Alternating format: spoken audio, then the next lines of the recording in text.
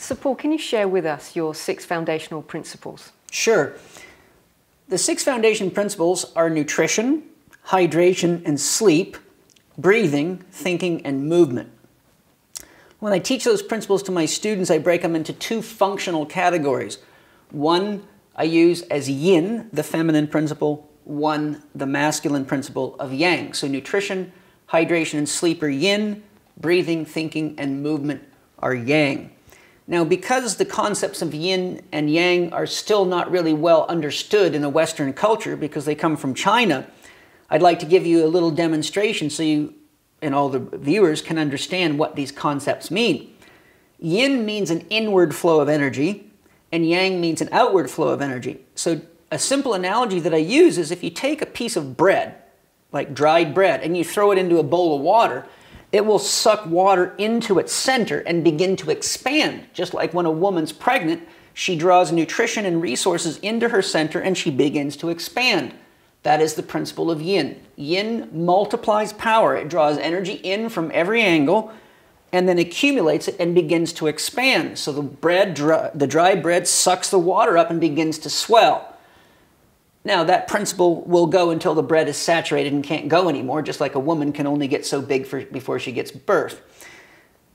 Now, the same piece of bread, if you take that piece of bread and throw it in a hot frying pan, that will begin to evaporate the water outward, and the bread will begin to shrink. And if you leave it in there long enough, you'll end up with nothing but ash in the bottom of the pan. And so now you see the complete reversal of the process, where yin sucked water in and the bread expanded, yang sends the water out.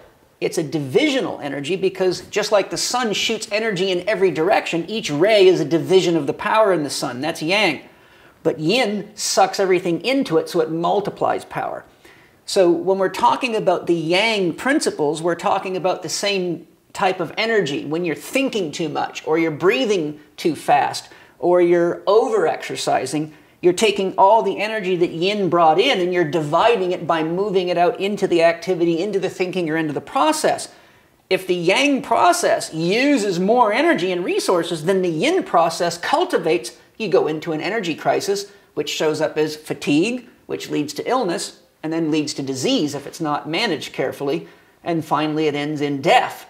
So really, at the very basis, you see we have 2 very fundamental principles that govern the entire universe. Stars, planets, lakes, biospheres, and human beings all fall under this very, very basic but very profound and true principle of how energy moves.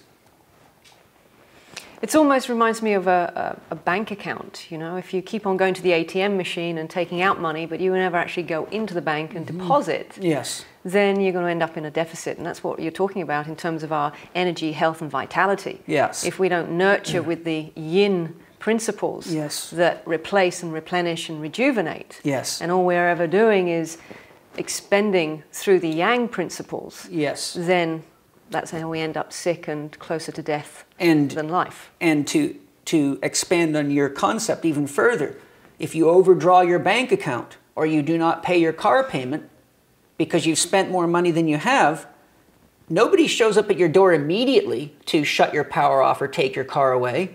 You get a letter in the mail, and the letter says you're being billed for being a late payment, so you have to pay more interest. Well, a month later you get another one. Well, it usually takes people 3 months to a year to foreclose on that debt. The point being is, in the process, every time you get one of your letters, your stress levels rise up. Oh my God, I can't pay my bills. Oh my, they're warning me they're going to take my car away. Well, that same wind-up is what happens to the cells of your body. When you keep pushing your cells and outwardly producing energy, but not cultivating water, rest, and nutrition, the body starts to feel like it's dying. And so it starts sending messages to your head going, I need water, I need rest, I need food, I need nutrition. And so what a lot of people don't realize is that a lot of their psychological stress is the body screaming for help, but their intellectual mind has become so disconnected from their body in our culture, they're more concerned about what's happening on their computer screen. They forget to use the toilet, they forget to eat, they forget to drink, and the next thing you know, their body's many cries for help end up as complaints that result in doctor's visits, and the doctors don't look at nutrition, hydration, sleep, breathing, thinking, and movement. They look at what is the diagnosis in the book and what pill do we give you to counterbalance that?